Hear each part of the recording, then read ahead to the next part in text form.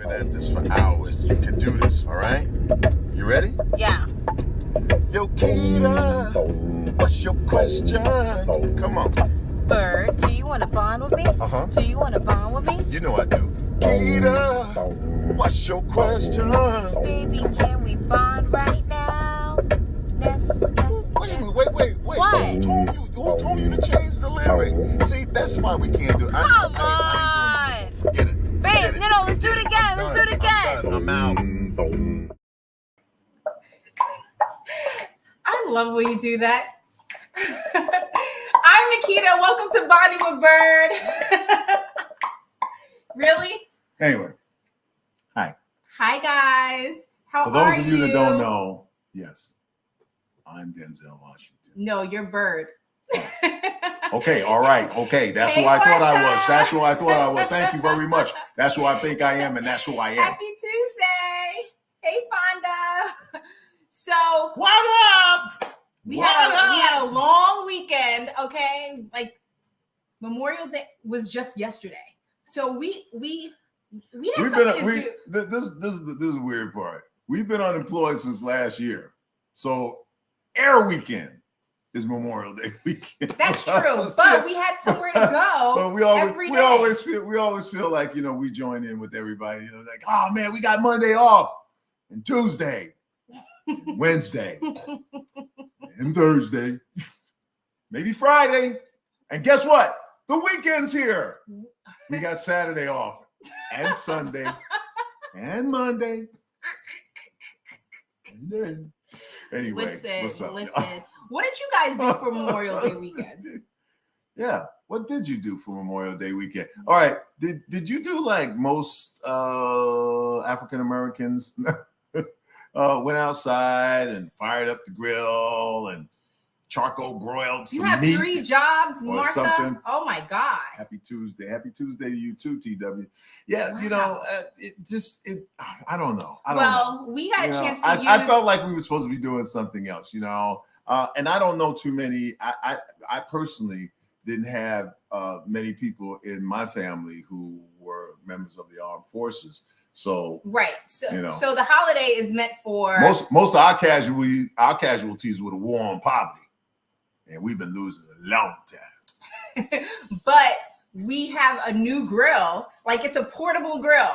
Yeah, right? portable, where you can take it anywhere you go. So put it on your shoulder and walk out to the beach. So we tried it this weekend on Sunday, yes. And it just flips open and flips back, and it's a portable grill. But you don't flip it while you're cooking. That's the part. Jesus. You leave it flat and you wait till it cools off. You know, which she found out when she burnt both my hands. Anyway. So you want to get into some hot topics? Sure, as long as we're talking about grilling anyway. So. But we had a great weekend. We hope you did too. But you want to start this off because this is pretty heavy. We'll start off on the downer, and you know, so you guys remember about the shooting, the mass shooting in Uvalde. You know, let me get this statistic out while it's in my head. Okay. That there were 11 mass shootings. Now, I think we have to redefine what a mass shooting is, but they put it online and it was in the news that there were over 11 mass shootings over the Memorial Day weekend. Over the Memorial Day weekend in different parts of the country. That's crazy. Now, you know. Once again, I guess they're defining mass shooting as a shooting occurring with more than one victim, you know, and so you know, but I don't know that they've ever defined like somebody shooting. Let's say it's somebody like shooting up their more? family, but somebody shooting up their family. I you know. That's not what I define as a mass shooting. It is technically a mass shooting, but that's not traditionally how I define a mass shooting. I kind of define a mass shooting as like some nutcase just going into anywhere and shooting up people that they don't even know. Okay. You know, but anyway, there were 11 of them, which adds to the 212 mass shootings already from the year. That's crazy. You know, we got over 225, okay, and we're only what 160 days, 190 days or something into the year, you know. But anyway, so they were talking about the fact that during the shootings there was a 911 audio, and students mentioned multiple child victims in the emergency call, you know, and the dispatcher asked if anyone is in or around that building, noting that the child told them that a child noting the child has told them that a child had dialed for help from inside the classroom with the shooter. Right. You know? And it took 77 minutes for them to like just go into the classroom. Right. We have a video. Right. We have a video. Also capturing what appears to be dispatch audio, sharing with officers they're on the phone with a student trapped in the classroom the gunman had entered. You have a child on row 12.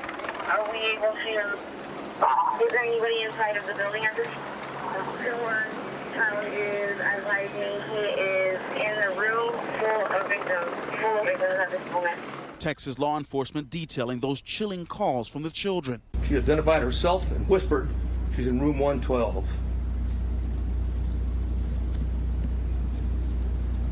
At 12:10, she called back in room 12, advised her multiple dead. Again at 12:16, she called back and said there was 8 to 9 students alive. ABC News learning the gunman was inside the school for 77 gut-wrenching minutes before law enforcement breached the locked door with a key and killed the shooter. That's crazy. 77 minutes. Yeah. What are you doing?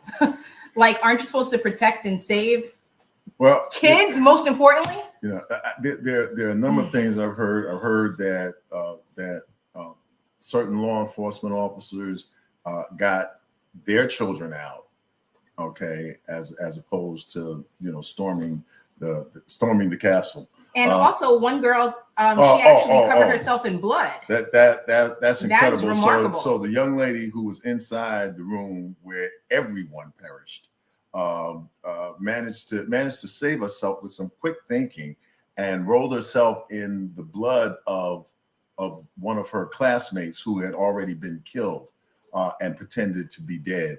And you know, that's how she wound up getting out, man. I mean, quick thinking on her part. Kudos to her, man. But I can only imagine the trauma that she's going through, right? Knowing that she's the only survivor and having witnessed that type of carnage. But man, this thing continues to unfold.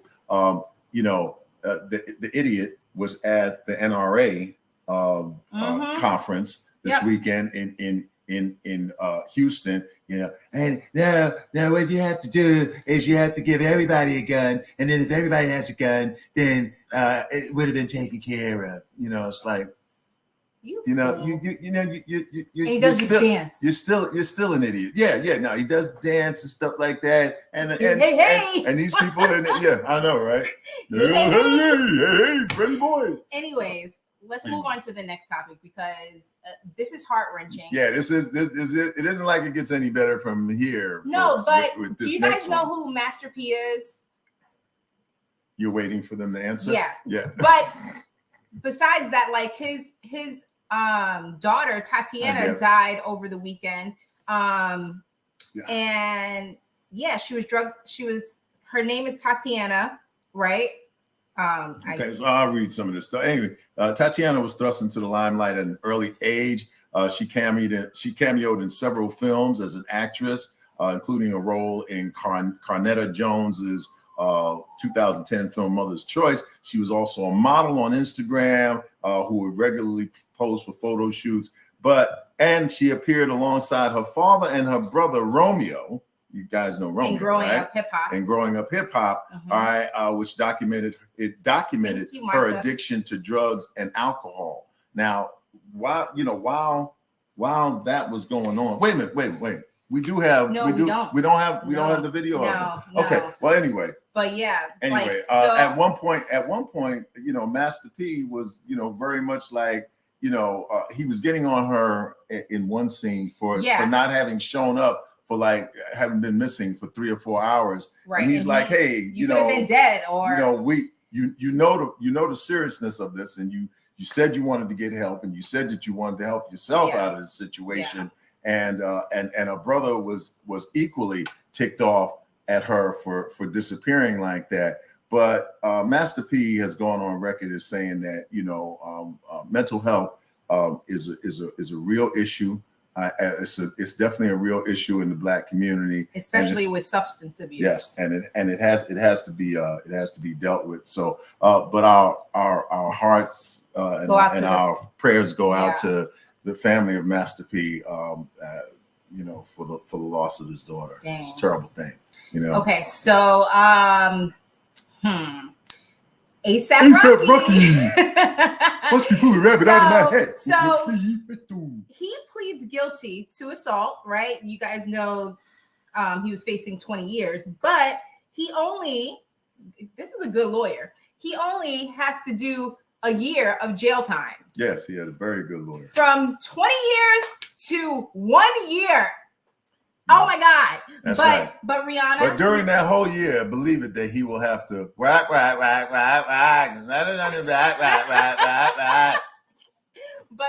said that she's gonna stick to his side. It's only 1 year, and they also just had a baby. So right.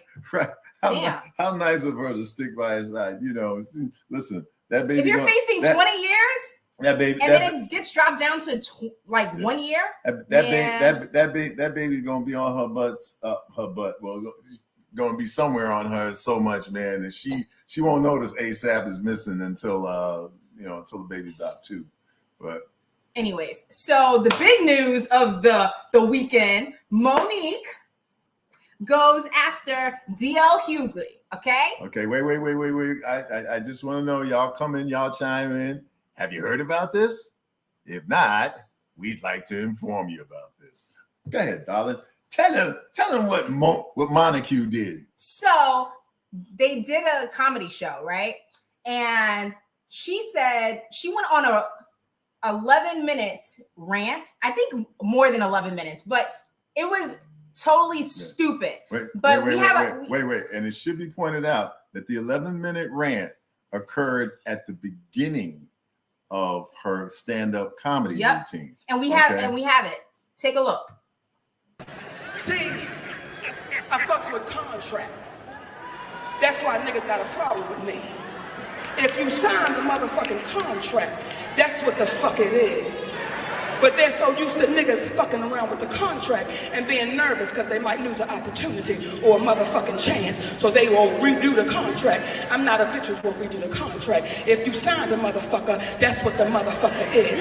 So tonight, see, I'm gonna tell you, I'm gonna break it down for you, Detroit, because I would feel less than a motherfucking woman if I didn't let y'all know what the fuck was going on this stage right now. So if my energy is a little different, nigga, because they got me fucked up. They got me fucked up. They got me fucked up. So the contract, oh, nigga.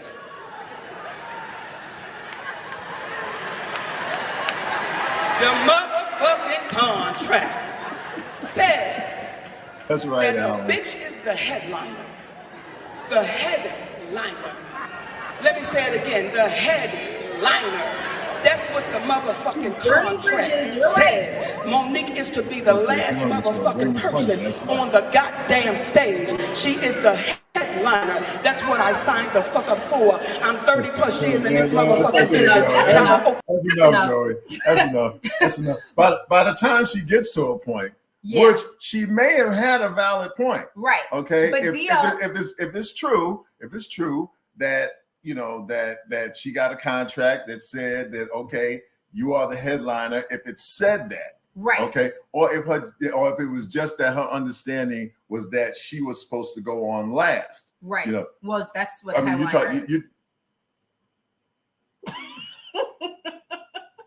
I'm just okay. I'm just all right. No. Let me prove you wrong. Let me prove you wrong. What? Okay. No. Let me prove you wrong. I went to a concert. I went to a concert years ago, It was Richard Pryor and Patti LaBelle. Okay, Patti LaBelle came out first. She sang. She had us on the floor. She sweated. She did her thing. She flew around the stage and everything, tore it up. And we went to an intermission. And when we came back, Richard Pryor, from the time he stepped on the stage to the time he left, had us sewing stitches. Our stomachs were hurting and everything. Well, that's no. That's two different. That's two different people. That's two different people. But you got a comedian and a singer.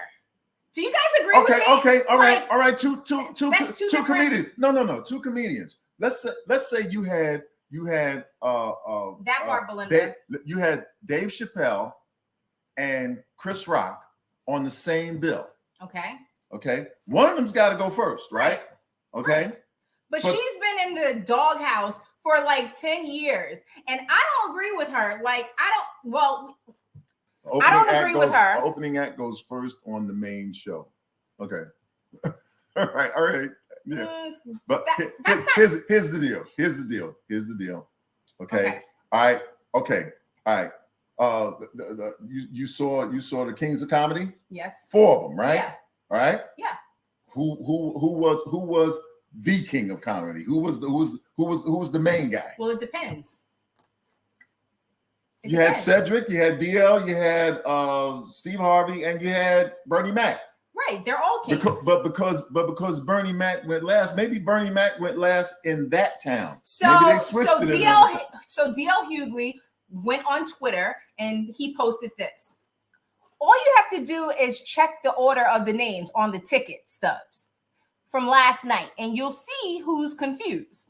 So he's saying that he sold out, like his name was on the ticket stub, right? Which means he's the main act. And she put her receipts out. Go ahead. So this is, I think she's mad at somebody else, because in production, they change color papers when they have a schedule change, right? So the white paper, she's going last, right? And then she has what is that? An email from who's that? Valerie? Okay, so she has an email from Valerie which says Fox Theater, 8 p.m. Ida, DL, Monique. And then she goes on a rant. I think she should be mad at her team because they weren't real with her. You're probably right.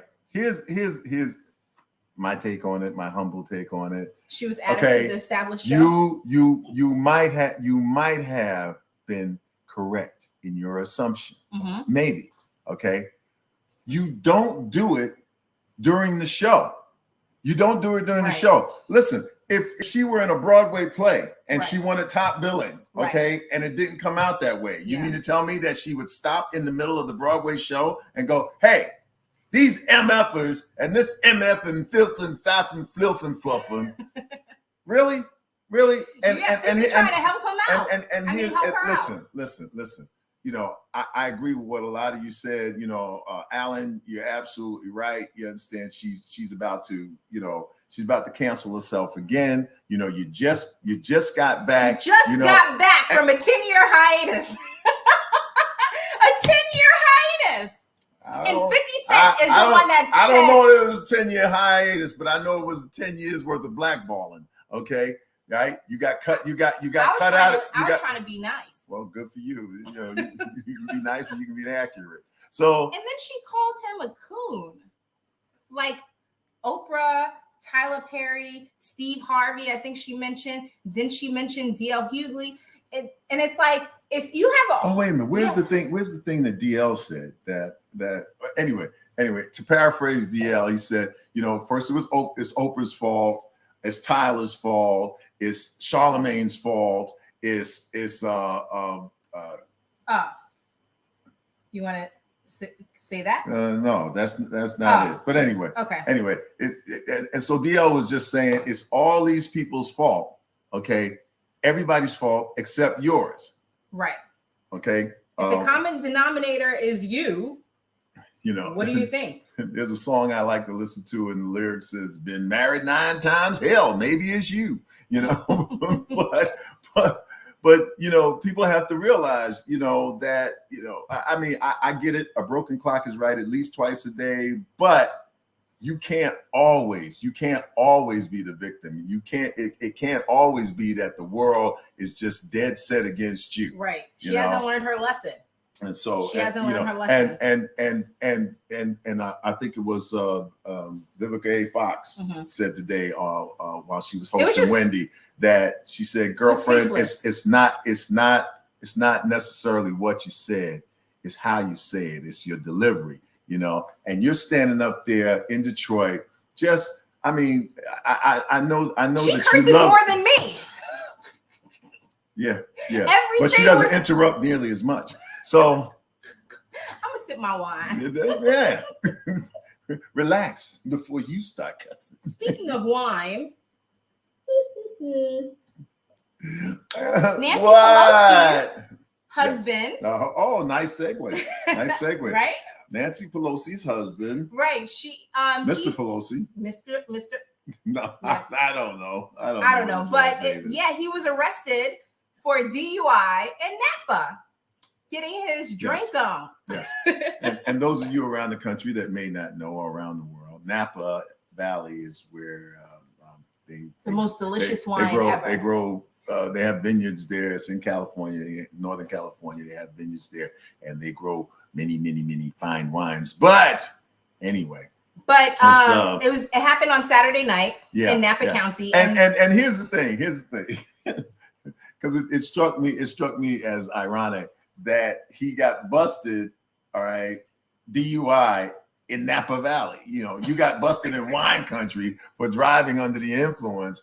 And I think his alcohol level, it was slightly above it was 0.08, okay, which is considered a misdemeanor. But the thing about it was his car got hit. He was driving a Porsche, and another truck or another vehicle, Jeep, hit him. You know, so it's like he was having a great time in Napa. Yeah, I know. He was like, shit, I'm almost home. You know, boom. You know, and because of the accident, that's when the police found out he was that everybody in the car was tipsy. So anyway, speaking of tipsy and unfair, and why the hell would you? Nah, I'm just kidding. That's just bitterness talking. Justin Timberlake sells his entire music catalog. For $10,000. No, for $100 million. That's so smart. Sorry, I had to. Yeah, that's smart. Anyway, a red blend. Yeah, $100 million, man. You know. But it was around 200 songs. I ain't heard of a deal that good since a certain TV judge sold her catalog. Bought it for $100 million and sold it for $200 million. Yeah, that part. Net profit of $100 million. $100 million. Yeah. But of which I think yours truly got goose. Oh shit! Make that money. But I think it's a smart idea. You know what I mean? Of course, it's a smart idea. When you're supposed to be estate planning, like when you get a certain age, and you don't want to do all that. You know, traveling for world tours and all that stuff. You just want to be happy and in love. Yeah, thanks. Right? In an almost related story, my understanding is that Anita Baker has Chance the Rapper to thank for helping her get back her masters. Now, yeah. Really? Yeah.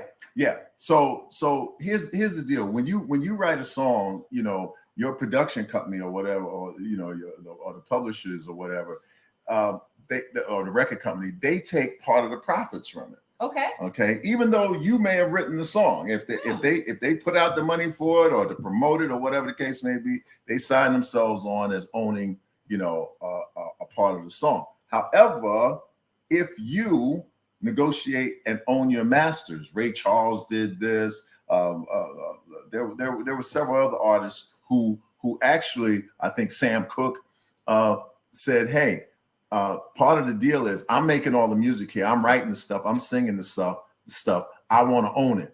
Okay, so you can make some profit off of it, but it's not going to be where I get 10% and you get 90% and it's going someplace else. Gotcha. So they call those the masters, right? And well, speaking of so Anita Baker bought her masters. But yeah, speaking of Anita Baker, big ups to Justin Timberlake. You know, my favorite white black guy. You can just throw a few million over here. That's right. Wave your hands. That's right. Like you just don't I'll just be waiting. Put on my suit and tie. That's a great song. Anyways, so speaking of Anita Baker, who is legendary, I would know because my mom always played her music all the time, but I grew to like it. But her son is out here in these streets with a plastic girlfriend. So, time out. Lips, boobs, and ass. First of all, her lips, she even outlined them. They're so big. You know what I mean? Like, big. But do you think like that's a disgrace? That's almost the way it looks. Like a butthead. Exactly. Like if you turn it around, that's right. Exactly what it looks like. But do you think that legendary singers their children should like make a disgrace of their name? No? The girl's name ain't Baker, is it? No. But I don't know. Wait a minute. Wait. Listen. Giving you the best that I have a problem. And I asked my wife about this earlier, okay? And her stance was that, pretty much you can do anything you want. But I'm like, not everything you want to do is advisable. What is it is it just me as a black man who looks at these white women with these joker ass lips? They look like Cesar Romero on the old episodes of Batman with Adam West, and their faces are all tight and they look surprised all the time. And I'm going, why do they keep pumping this stuff in their face, trying to get these thick lips? Now here's the deal: if you were born with thick lips, like us, right? If you go to eat a rib and the sauce does not drip down on your shirt because it's still on your lip hanging there, and you could go, that feel good, okay? If you can do that, you do that, right? You're born like that, right? But what's with the black women now? Getting their lips pumped up. Do you guys know of anybody who had any black person? I asked her. She couldn't think of one person. Well, like people get their lips pumped. Not one black woman that she knows. Yeah, I pretty much don't know any black women. Yeah. Do you guys know of any black women? Because it's possible, That's right. But anyways, and if you do know of one, you can always tell which glass is theirs at the party. It's the one with the lipstick stain at the bottom of the glass. So. You're right, Donna Reed. They think it looks good. Yes. So a young lady who is in elementary school got scolded by her parent or her uncle. Take a look. To get your mama and daddy in trouble because this is in your book bag. It's water. Okay, Braylon, but this is an alcohol bottle, sweetie. I'm glad Mimi said check your bottle before we leave. Lord have mercy. What else is in here? I think it's water. My mama said recycle. Get that. No, hand me that bottle over there. No, just put some water in it. Don't worry about it. The thing is, don't leave any alcohol bottles empty in your house. Just avoid it. No, the thing is, don't send your kids to school. It's not a safe place anyway, and they're going to search their bag and probably arrest them for having an alcohol bottle, but not an AR-15. Anyway, so you want to do Tinking Tuesday, or do you want to do? I think my friend Okay, I think that's where we're gonna go. We're gonna go there right now. We're gonna do Tiki Tuesday after. We're gonna invite our guests. We may do Tiki Tuesday and we may not, but right now I'm excited. I'm excited because we have a special guest waiting to be interviewed. I need to let you know that this person it's like she's related to me. I call her my niece. You know me. Yes. You know me. Yes. And when I call somebody my niece, it's really like they're my niece. You know, they call, they borrow money. They want to know, can they use the car for the weekend? You know, can we stay at your crib? You know, but this one ain't like that because this one got a job. And you might recognize her. One, you might recognize her from BET's show Rebel. Yeah, there she is. There she is. Look. See, that's a badass. Or you might know her from Fox TV's Deputy. Okay, right? You know, and you see the hair, right? You see the hair, right? And in that last picture, you may recognize her for what has become now her most famous role on TV, that of Ayanna. I'll remember the last name in a minute. But anyway, yes, Mona B, I'm gonna adopt you too. But she'll tell me what the last name is of her character, but she's Sergeant Ayanna somebody. Bell, that's right. Sergeant Ayanna Bell on Law and Order Organized Crime. I got that. I got this. That's what it is. Hello! Anyway, put your hands together for my niece, Danielle Truett. Hi, Danielle. Hi. How are you guys? Oh my God, it's been such a long time since I've seen you. I know, you look beautiful. Thank you. Don't be embarrassed. Unc just over here sipping. Yeah, Unc is getting old and sipping. I know. You know, look, either stop getting old or stop drinking. One of the two. I love it. I ain't giving up either one. How you doing, baby? I'm good. Good to see you guys. Oh, good to see you. I mean, the last time we corresponded was a couple of weeks ago. I happened to be on Law and Order SVU, and then thank you very much. And then and so while I'm watching it, Danielle's texting me going, "Oh, proud of you, Unc. Oh man, you know." And then I stayed and I watched Law and Order Organized Crime right after that. And I'm texting her like, "I'm so proud of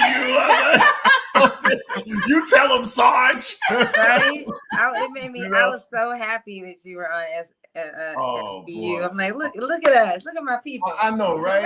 Over TV. Chief and the sergeant. That's how we roll. You know what I'm saying? We take over Thursday nights. Okay. You know? Yes. Sweetheart, how's everything going? Okay, never mind. I know how everything's going. Everything's going great for you. So I want to hear about how you started off in theater. That much I know. Mm-hmm. All right. A lot of theater in Sacramento. I mean, just great musical theater. This is the singingest young woman. Are you gonna be at National Black Theater Festival this year? No. Okay. The dates. I wanted to go, but it conflicts with something else that I have going on. Yeah. But I do want to eventually get to that festival. I hear it's amazing. Amazing. It's every 2 years. You know, you got to carve out some time for it. But you know. But here's the thing. I know that when you go, it won't just be like, "Oh, I'm going to enjoy myself and watch a bunch of theater." It's going to be like, Danielle is opening night theater, you know, she's doing the opening night festival piece, and she's doing the closing night party anyway. But tell me, please let our viewers know how it is that you came to enjoy the theater like that, to get involved in theater. Yeah, when I was a kid, I didn't do theater. I was in church and I was a singer and, you know, dancing and singing and talent shows and stuff like that. So I was always into the performing arts, of course. And then when I was in 6th grade, I kind of did like a musical play, but we did like Beauty and the Beast, but we basically just sang along. We lip sync to the soundtrack of Beauty and the Beast. But so beautiful. Right. But I was Belle in that production. It was so fun. So that was like my little taste of theater in 6th grade. But then I didn't really do anything with it after that. And then in high school, my junior year, I took a theater class and I got cast in Bye Bye Birdie. But I was also a cheerleader, and I had been a cheerleader all those years, and the rehearsal schedule conflicted with our competition. So I quit the play because I was like, I don't care about this play. Like, I want to go to cheerleading competition. Like, right. I'm like, I can't miss a weekend of rehearsal. And she was like, no, like theater is a big commitment. I was like, okay, well, I'll just try again next year. So then the next year, I went to Valley High School. Somebody asked what school I went to. Yep. And so then the next year I was in Les Mis, but I was like, give me a super small part because I don't have time. Like I played basketball, I was a cheerleader, I was on the moot court team, I was a rally director. Like I did everything in high school. I played a little old lady in Les Mis, and I had like 1 or 2 scenes. And so when I got to college, I was just kind of interested in learning more about theater. So I took an acting class for my elective. And I think about 2 weeks into the class, my professor, her name was Juanita Rice at Sac State. She pulled me to the side and she asked me if I was a theater major. And I said no. And so she encouraged me to be a theater major. And I told her I was a psychology major, but maybe I'd be open to being a theater major, like for a minor. Right. And she was like, no. She was like, no, you need to be a major. And I was just like, your talent. Right. I was like, okay. And she was like, you just natural. You're natural. Like, I can see, this would be really great for you. She's like, you should audition for this play. And the play was called the America Play for the Sons and Ancestors group at Sac State, which is basically a group for the Black people, which in hindsight is ridiculous because we should just be able to do the theater that's at the school without having to have only one Black play a year that all the Black people get to be in. But I auditioned for it and I got the lead in that play. And so I was it was directed by Jim Utz. He was the director and professor at Sac State at the time. And I just loved the process of theater. I loved, from the first day of doing like a read through with the cast to, seeing, rehearsing on a stage that has nothing on it except 8 outlines. Right. I was in drama class. You were, it's fun, and developing the characters. I love being directed. So I just really love the whole process. And then of course the energy that, happens when you walk on a stage and there's a whole audience there, that's waiting to be transported by, whatever story you're telling. It was awesome. So I kind of fell in love with it from there, and then I worked at Celebration Arts, and I met Byrd along the way, and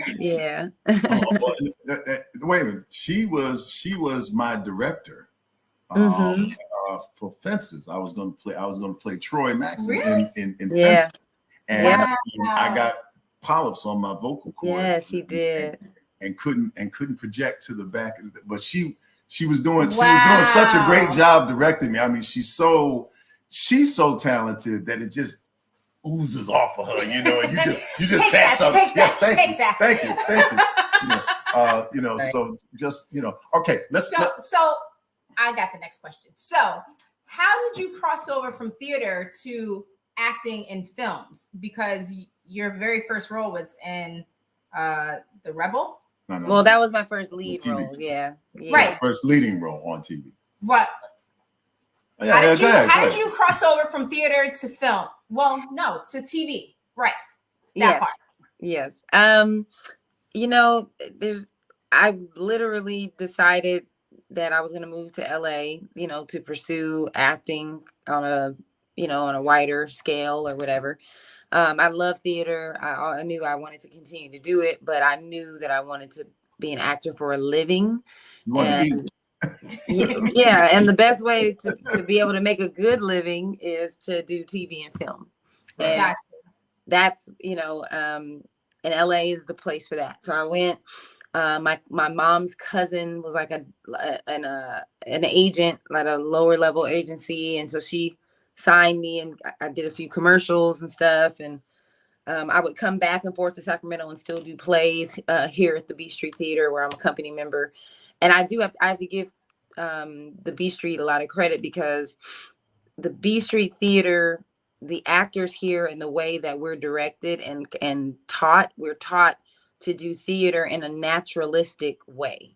So it's not the over the top, type of acting on stage. It's still heightened slightly because it's on stage, but it's very naturalistic. And that's the type of acting that translates onto TV and film.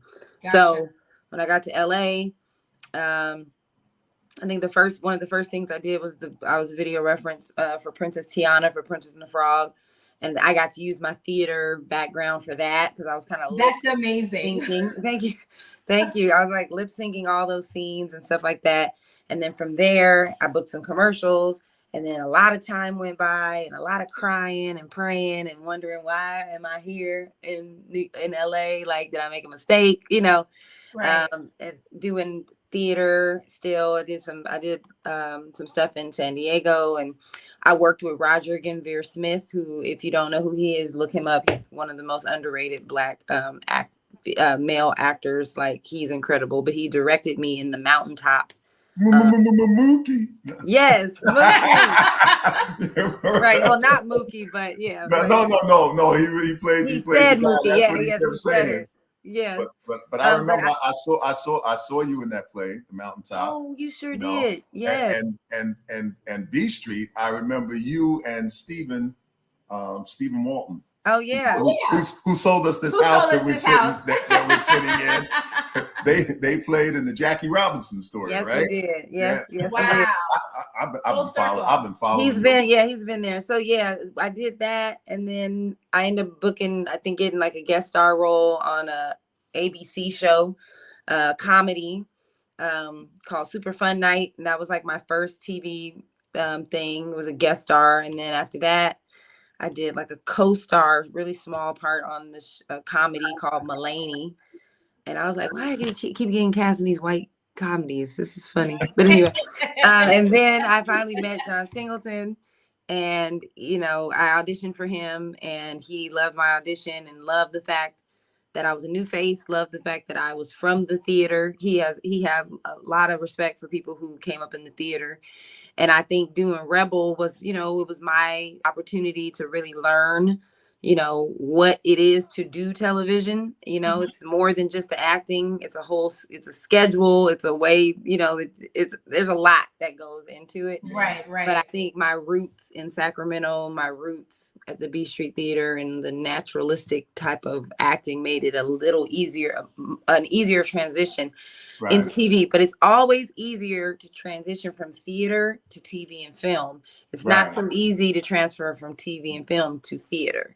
You do both with such such great aplomb and style and professionalism that it's amazing to watch you on any of those venues. When I see you in a play, you are riveting, you are electric. Again, Mountaintop, you just had me from the moment you took the stage. Wow. He's telling the truth. Oh, yeah. she know I ain't just making it up. Okay. Wait a minute. And then I saw you, man, you were doing like kind of a dinner theater thing. Yeah, in LA. You did what did I see? Tarantino? Moulin Rouge. Rouge. Yeah. Yeah. Really? Yeah. See, you didn't know me back then. Yeah, it was before you came along. But she always, I love you because you always let me know what you're doing. You always give me advance notice so I can try to make it and be there. And I me, I do my damnedest to make it there. In fact, I don't want to let you get away without telling us what it is you're doing currently this weekend. Yeah. So I'm here in Sacramento at the B Street Theater. I'm doing my one-woman play. It's called 3 Black Girl Blues, and we open opening night is on Friday, but my preview performance is on this Thursday. So performances are Thursday through Sunday this weekend, and then Thursday through Sunday next weekend. And it's written by Anthony Dewan, who is a phenomenal writer here in Sacramento. We've been friends since I started working at the B Street Theater and have been working and developing this play for years. It's literally one of the things I'm most proud of, and it's a phenomenal show. I play 3 different characters, 3 women who grew up together, and now they're grown and have to face the music, things that they've done in their lives, you know, ways that they've betrayed themselves and betrayed each other, and they're trying to come into a reckoning, you know, like we all have to do once you get up in age. You got to face your demons. That said, see you Friday. Now, you know I ain't coming because I seen it before. Oh, you coming? You gotta come back. You gotta come back. It ain't this. Let me tell you, this is the cool thing about this play, and this is the reason why it's important, I think, for artists to have their own, to develop their own work, because you get to continue as you develop as a person. You get to continue to develop your work. So I'm in a very different place in my life right now. Lots of transitions have happened. You know, I'm bi-coastal. I'm divorced now. So I'm kind of like a single mom. I don't like to say I'm a single mom because their dad is awesome and very involved, but you know what I'm saying. We know he married us. Yeah. Right. Yes. He so did. That's so funny. But you know, I'm in a different place in my life, and I've grown as an actor. So the things that I'm finding in these characters are like, it's incredible. And I'm really excited to perform it again. So they're still developing. So where could we Those get characters are still developing? That's beautiful. So where can people go and get tickets, and where could they follow you? Yes. So my Instagram is Danielle Monet Truitt. My Facebook is Danielle Monet Truitt or Danielle Truett. And then my Twitter is also Danielle Monet Truitt. And the play is at B Street Theater here on Capitol in Sacramento. You can go to their website to purchase tickets. Right now, if you go to purchase tickets, you might see a clause pop up that says that you have to be vaccinated to see the show. Well, that's not the case anymore. You can come. It's just recommended that you wear a mask. So if you're not vaccinated, you're still welcome to come see the show. Of course, if you feel sick, stay home. But we want as many of us. Yeah, we want as many of us in this theater as possible. You know, I love B Street, but it's very rare that you're gonna get to come to B Street and see a show that's this Black and this awesome. So I hope you guys will come out and enjoy. Do Steven and James Ellison and all them, do they know that you're coming up there? Because I'm gonna put them on. I'm putting them on warning right now. I don't know if they know, but you should tell them. No, they got to come there and they got to support you. And wifey hasn't seen it, so you got to bring her. That's true. Yeah, it's from the 2nd to the 12th. Okay. Yes. Date night. Date night. That's right. No, I like the part where I stand there and I go, "What you mean I can't see her? She right there." I would love to. You tell her Uncle Bird's out here. Crazy. You should definitely come though. It's fantastic. And you know, theater's just kind of coming back because of the pandemic. Things have been weird. So it's just gonna be nice and for me doing TV, I like doing TV because it pays well and it's fun, but there's nothing like being on the stage. So I'm happy to be back. Well, you can afford to do theater when you're doing TV. Amen. How the boys? They good? Oh my God, yeah, they're great. They're thriving, excelling in school, playing basketball and doing taekwondo and just growing up. Jackson's voice is getting deep. I'd be like, "Why are you talking to me like that?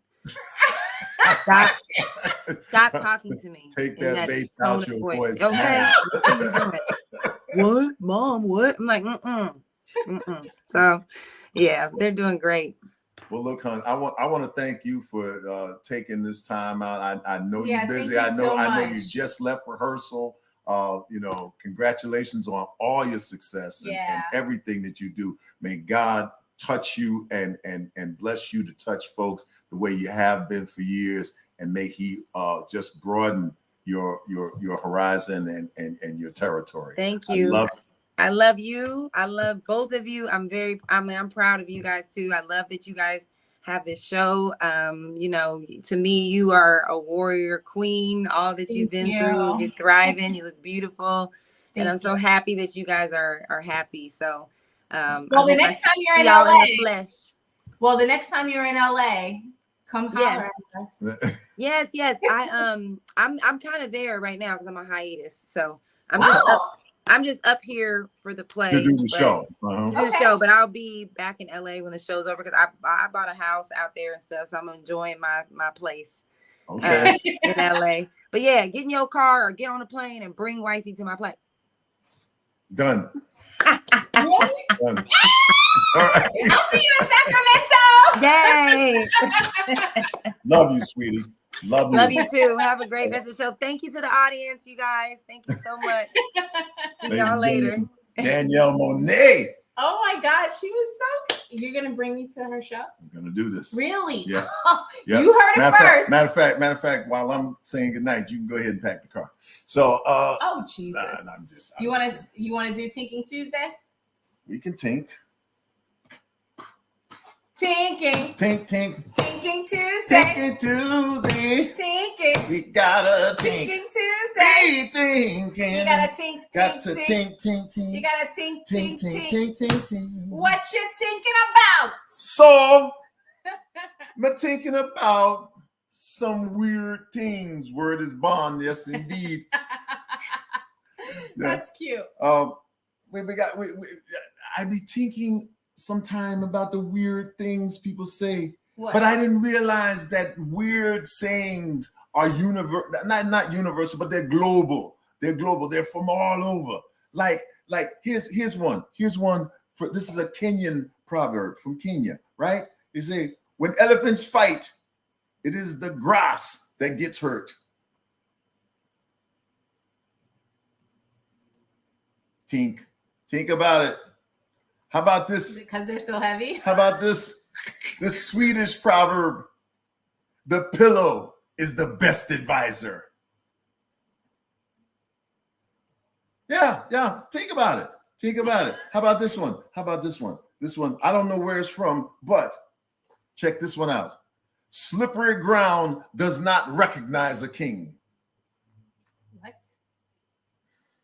Slippery ground does not recognize a king? That's right. Think about it.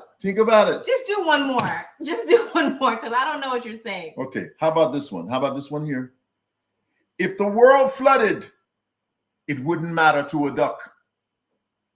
Oh, because they float on water. That's right. That's a Turkish saying. Here's a Japanese proverb. A frog in a well does not know the great sea. A frog in a well does not know the great sea. In other words, if you stay in one place, if you're in one lonely place, you don't get to know the whole world. All right. How about this one here? This one is an ancient Roman proverb. Hunger is the best sauce.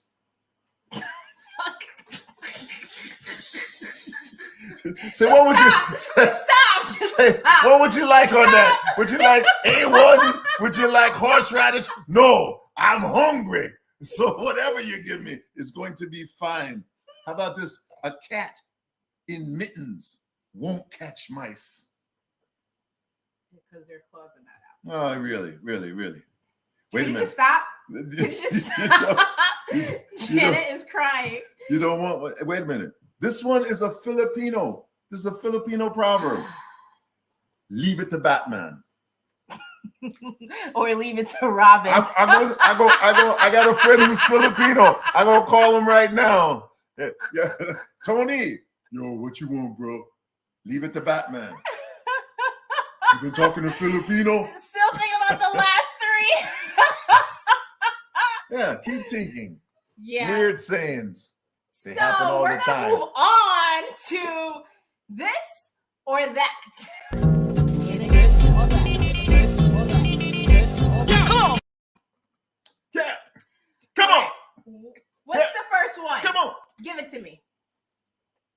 Okay. Would you rather be 4'5" or 7'7"? I pick 4'5" because I can wear heels. What do you think? I'm gonna go for. It stinks down there. I'm gonna go. I'm gonna go for 4'5". I go for 4'5". What do y'all thinking? This is an 4'5" or 7'7". This or that. This or that. This or that. Yeah, because but Jeanette, you're so tall. Jeanette, you're 4'6". Okay. I'm just kidding you. I'm just kidding you, short ski. Ali, you want to be 7'7". Good luck traveling back east to see your mom. Martha said 4'5". I'm already short, so what's another couple of inches? Oh my God. Monique, see some people who are already short are like, yo, I'm going in the opposite. I'm taking the elevator up. Those who are already tall and find it to be a pain in the ass, you know. Okay, go into the next question. Go ahead. Okay. All right. Next question. Would you rather have many good friends or one very best friend? One very best friend. That's easy. Rather have many good friends. What do you mean? A whole lot more money from many good friends. So, it'd be my luck. I have one very, very good friend, one best friend, and they be broke. So like, okay. Many good friends. Who says one very best? Okay. Yeah. All right. Okay. One very best friend. You rather have one? Really? Yeah. Something wrong with you people. Well, the tricky thing is many good about a friends boring party. and one very best friend. Many good friends or one very best friend. You know. Actually, most of the time you can't make up your mind which one is your best friend anyway. And if that best friend does anything to you, then you lose that best friend. I'm changing my mind. I go with good friends because you will. I'm going with good friends. Yeah. Yeah. Yeah. Next question. Would you rather be a little late or way too early? Little late? What are you talking about? I'm always late to a party. We black. So way too early don't work for us. You know. Yeah. You ever notice white people at your door like 1:45, whatever it is you're doing, half an hour early? You're like, I'm still making dinner. No, we can come in and we can help. You know, it's like, nah, could you just wait in your car, please? Okay. Let's see. Way too early? Really, Belinda? Early? Okay. Next one. All right. Would you rather? She's gonna put it up. But I have it here. I can also read it while she's putting it up. Would you rather have to sew all your clothes or grow your own food? Grow my own food. Look. People are still coming in. I can sit in the car. I'm always late. Way too early. I'm always late. No question. Would you rather sew all your clothes or grow your own food? I say food all day. Grow my own food. I knew you would. I knew you would. I don't know how to sew or the damn, so I guess I'd rather, but you know what? Growing your own food, that takes time. That takes time. Right? That takes a lot of time. I think it takes a lot of time. I can sew a pair of pants in about 20 minutes. Cut out the pattern, zip, and we good. Right, I know y'all sitting there thinking, wait a minute, so? No. Next question. I can't sew for boo-boo. So you rather grow food? Okay. Would you rather be stuck on an island? Alone? Or alone? No, not or alone. Would you rather be stuck on an island alone? Or with someone who talks incessantly? Yeah. I would rather someone who talks. Yeah, I'd rather be stuck on an island alone. And really? Yeah, I'll tell you why. Please tell me. Because if you talked incessantly and you still got all your words wrong, then I'd have to be on top of everything. But at least you have someone to talk to. But correcting you all the time? That's just conversation. Give me Wilson. I'm sorry, Wilson. Really, y'all remember that? Wilson. Alone, right? Y'all lying. Really, Martha? Alone, probably. You know, that's right. Who talks incessantly? Yeah, like because they got to go to sleep. But eventually they'll stop talking when they're asleep. Yeah. And then unless they talk in their sleep. Oh Jesus. Like you. Anyway, Paul Go said, to the next alone, question. a talker either makes you crazy, but loneliness is a killer. You're right. You don't want a Wilson? You don't want a Wilson! I'm sorry, Wilson! Anyway. Tell him to hush, wait. Tell him to hush. She said, I would rather be on a chatty. Okay, here's the next one. Chatty Cathy drives me crazy. Here's next one. Okay, when you're old, or if you're old, would you rather die before or after your spouse? Before. Get it over with, because I don't know what I would do without you. I was going to say the same thing. I would want you to die before. So no, seriously, all jokes aside, I don't know if I would be able to handle your death. Yeah. Yeah. Well, that's all. One of us got the bury the other. So I think I'm gonna go before. No, really? If I know you dead, I'm going. Matter of fact, I keep me some arsenic right there in the cupboard just for such a reason. Okay. All right, that was a fun game. Wait. We got one more one. I know it's 101, but we got this one. This one is probably the deepest question. Would you rather be Batman or Spider-Man? Yeah. Watch. This is gonna mess them up. Look how slow the responses are coming in.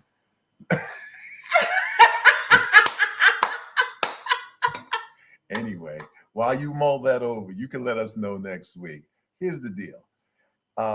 We want you to like, comment, subscribe. As always, Wonder Woman. You know, your pest, Jeanette. You could have been Batgirl. Anyway, so if you like what you saw here, you know, by all means, tell everybody, tell all your friends and everything. Okay. If you didn't like it, what? Let them get stuck how you did. Right. That's it. And as always, whenever you find it that there's no one to encourage you or bless you or try to, you know, just do the right thing for you, take the advice of my man here. I now baptize you in the name of the Father and of the Son and of the Holy Spirit.